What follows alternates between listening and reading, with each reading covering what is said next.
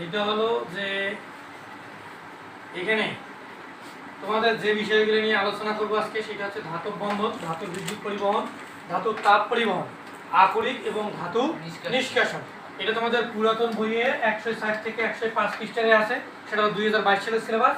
আর হচ্ছে 237 পৃষ্ঠা থেকে 240 পৃষ্ঠায় 2022 সালের সিলেবাসে এই টপিকগুলো আলোচনা আছে। আমি এখন যে টপিকটা বলবো সেটা হলো ধাতব বন্ধন।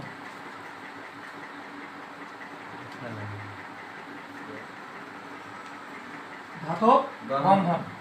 এখন ধাতব বন্ধন জিনিসটা কি?